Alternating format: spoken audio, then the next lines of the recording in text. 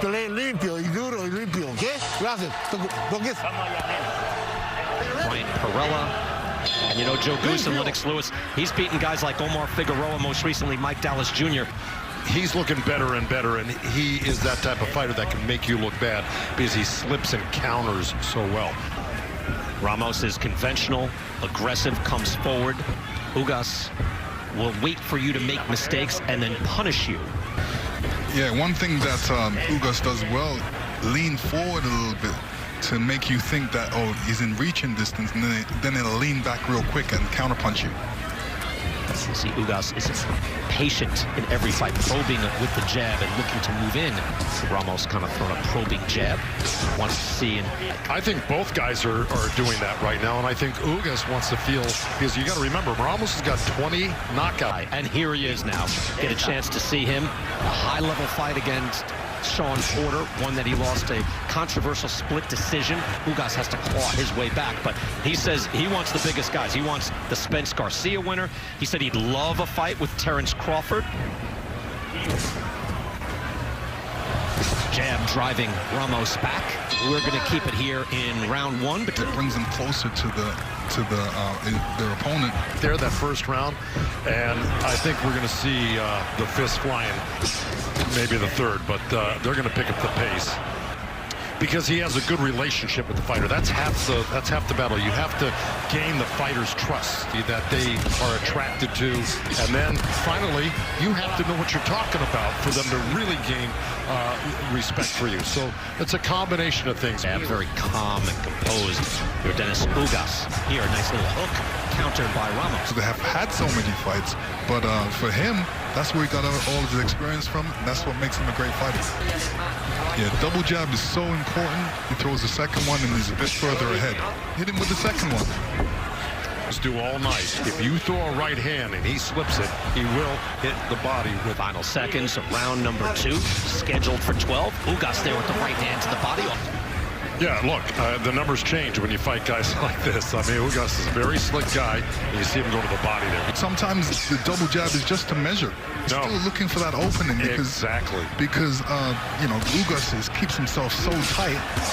And he keeps you off balance that way. It's very tricky, very smart. And look at that, backs up again to actually start closing the gap by next round, because he cannot sit on the outside and play a chess match with Ugas. He hasn't tested out Ugas' body. I think he's just a little bit timid to go in there. You're going to face something hard, Lennox, to your point. Does counters it, but there's a hook. He throws meaningful shots. He's not feather dusting out there. Able to land on the way in, and another jab. Now finding his range. Answers on the jab, throws a hook. I'm curious to see it on the replay. No. And he's landed more shots in these last 15 seconds than he did in the entire fight. I mean, obviously we're early, only in round 3. Ugas with a punch on the air, and it kind of made him lose his equilibrium for a little two-step. Yeah, two-step, and Ramos is going to have to start taking chances. That's right. And get in and out. Well, that's what he wants. He wants to be able to do. He was working his way. Round 4, and Abel Ramos again in the black trunks. Yordenis Ugas in the white trunks, and you'll see the number 54 on the Ugas is already landed at least 45 punches according to CompuBox. It's the jab. Or it could have been that right hand he just landed in the corner about 30 seconds ago as we were chit-chatting. Counter punching is not working for Ramos. He's going to have to force the issue. To Lennox's point, he's bouncing that jab right off Ramos's face. I mean, just we're getting so used to it. There it is again. All those fighters out there. It's going to make it easy for me tonight. We've fought 4 rounds so far, right hand. There was a good shot landed by Ramos there. That buckled Yordenis Ugas. Well. That was it. Boy, if I was in the corner, I'd really be demanding that right now. I mean, he's just the total package. I mean, just world class. This is what they're talking about. Yeah. When they say world class, that's Yordenis Ugas. Going to wait till the last second of the 12th round to do that. We could be in for a great fight if he was to really force himself on Ugas. Well, he's doing nicely right now in this stanza. Yeah, Went to the body and then the head with the jab. He's not getting the punches through. Joe just nailed it. His corner told me that they don't want him to relax at the end of the rounds. And again, at least able to land And there he's now closing the gap. He's in range with that jab. Marcos Villegas, do we have Ramos winning any rounds so far? I feel that round 3 maybe could have been a swing round because of how staggered Ugas was. He had the better in terms of he staggered him. He did more damage than Ramos having a little more success. Yeah, I mean, he wanted to come forward and throw his double jab right hand. The right hand. But Ugas right now with that double jab, he's gonna follow with that right hand, and that's what you're supposed to do. Throw that right hand. And Ugas pushes him back again. Already been going for it. Right hand over the top. Able to slip from that jab and the uppercut as well. Good action here. Yes, he does. Joe? Well, look, I mean, it bears repeating right now. This is not his game. It's not unlike him. He's slowly encroaching on Ugas' territory, but he's not the one-punch knockout guy that Ramos can be. When he got in and mixed it up, look, he's going to be certainly in more danger. And Ugas, his leg went out from under him. So, and maybe hit Ugas with something he doesn't see. What's with him is he gets right in there. See, right there, he shouldn't stop at a right uppercut. Also, when he's trying to get in, I'm talking about Ramos, he's Lennox, good stuff right there. That's like a 3 or 4 punch combination by Ugas. See how red now his face is getting, even though Ramos moving his head there, tries an uppercut as well. You're already on the inside. Why not go from the right uppercut and dig down to that liver shot? He's going to follow up with something to the body. And that jab, that automatic double up on the jab, I think. But most of the time, it's like, when you build good habits that you can't even have a bad habit. Ugas throws so many double jabs, it's incredible. Whoa! Home run shot, and he goes down, missing with the right hand. That's what he hit Sean with, to tell you the truth. It was that over the top. That was the one that put Sean down. Oh, not that. No, that was highly animated there. But I got to tell you, love the body shot that Ramos landed about 30 seconds ago. Right hand lands again by Ugas. Now Ramos wants to brawl on the inside. Let's watch again. Again, this is a home run shot. Ugas, normally so composed, tries to go over the top, and you're right. That was the shot that he knocked down Sean Porter with, way over the top, but whoosh. Yes, he did have... Boom, boom. Again and again with the double jab. 30 punches landing, 19 jabs landing there in round 6. See, the jabs landed 75-27 in favor of Yordenis Ugas. But landed, it is all Ugas. And yet Ramos, this is why he was paid to fight here tonight. Fluidly? No. That's not something everybody can do. Nope. Don't you think? Yeah, I mean, he can throw soft, hard. Right. Final half of round 7 scheduled for 12. I think, look, there by Ramos. Ryan, I think when everything's said and done, if this continues the way it is for Ramos, where he's just, partially fighting these rounds, and right now I don't see that. I just see him playing a chess game with Ugas that he's going to lose. That is a hard counter hook from Ugas as Ramos is trying. I mean, Joe, I guess to your point, if you can't wait, it's a little bit of steam, right? Yeah. He probably has a lot of steam because he's not using any of it every second of every round. He fought hard, etc., but it comes down to, do you actually want to win the fight? Can you pull something off the way he did? There's that slip. He'll go right to the body every time, okay?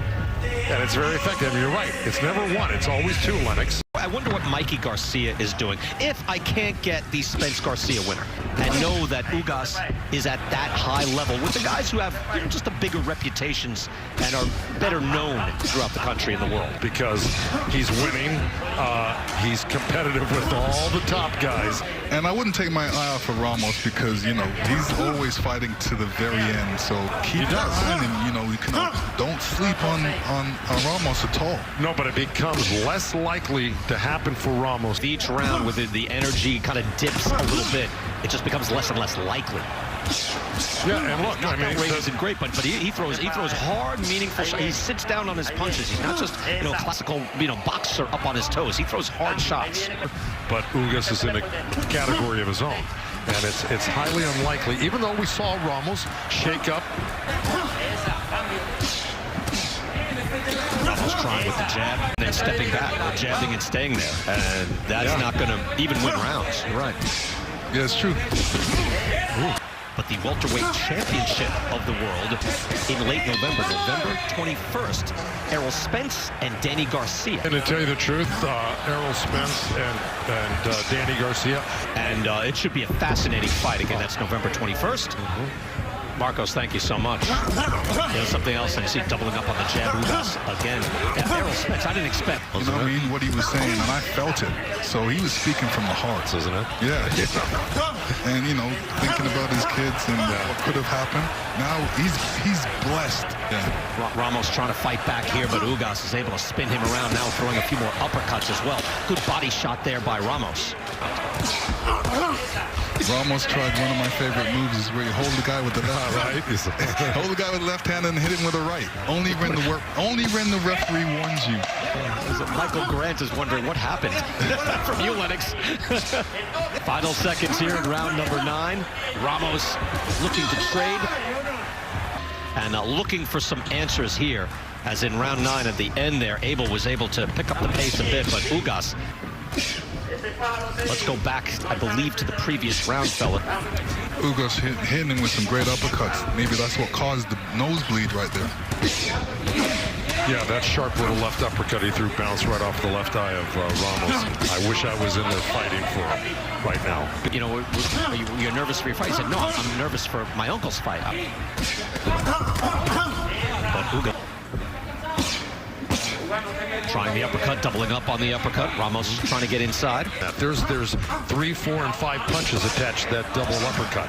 You see Yordenis Ugas, that is a career high, landing 135 jabs. Yeah, he has, and now he's working the body a little bit like he's supposed to, doing some counter punching. I think the answer to Joe, we said it before. Yeah. For another fighter, Ugas likes to fight. Yeah. You know, he likes it. Stay in there. Throwing shots, Ramos pawing, and Abel Ramos is just going to have to do something different here. Round 11 scheduled for 12. He told Ugas not to get lazy in there. In other words, kind of what I was saying as a cornerman, I'm looking, I go, why are you just hanging your head? He didn't like about Ugas getting too comfortable. Why aren't you using your right hand? I love that kind of talk. He has he's having a just like you would in the gym. Yeah. Ramos trying to figure something out and get close. Nice combination. He's basically got a round and a half left. And of course, there with the jab. I don't think it's a question. See right there, he almost landed a nice right hand, and Ugas came back with one. Had every reason to pack it up and say, well, I gave it a good shot, just didn't have it this night of this year. Yeah, for this last round, Ugas doesn't really have to get in close. And you knew you weren't going to knock the guy out because it was some, maybe a great defense or a tough guy. There's no use taking a chance in there. Final seconds of round 11. Again, we're going into the final round of 2020, where you cannot count Abel Ramos out. He was getting blown out, and he still won that fight. Round 12, last shot now for Abel Ramos against Yordenis Ugas. 2020's been a crazy year. You see the punches landed. It's almost the same, 210 to 100. It was 200 to 80 against Ramos. You should make an effort to go for the knockout. He's got 2 minutes left in the fight for a world championship. And the truth. And you see Ugas there, his jabs thrown a career high, 470. Wow. Also, Ugas has the 3rd best defense in terms of percentage of punches landed in the welterweight division, is number 2. So Ugas makes you miss, although Ramos able to land there. I mean, his defense is stellar. Yeah, it's kind of frustrating. It doesn't make you want to throw any shots. So you'd think differently, wouldn't you, when you see the performance tonight? It looks like Ugas is the younger guy. More. You're absolutely right. And I wonder, though, if a right hand lands for Ramos. I wonder if Salas told Ugas, hey, by the way, wait till the bell rings. Right. We don't trust him very much. Don't take any chances. Yeah, he is digging in right now, planting in as Ramos sticks out 2 jabs. Well, I would Ugas' head movement is so good, but here we go. Final 10 seconds coming up right now. Ugas, Ramos, does Ramos have anything left? Will Ugas even give him a chance? Big roll. He got hurt. The left foot hurt. You see, lightning does strike twice. That's exactly why I wouldn't want my guy to do that. He is now the new WBA welterweight champion of the world, Yordenis Ugas.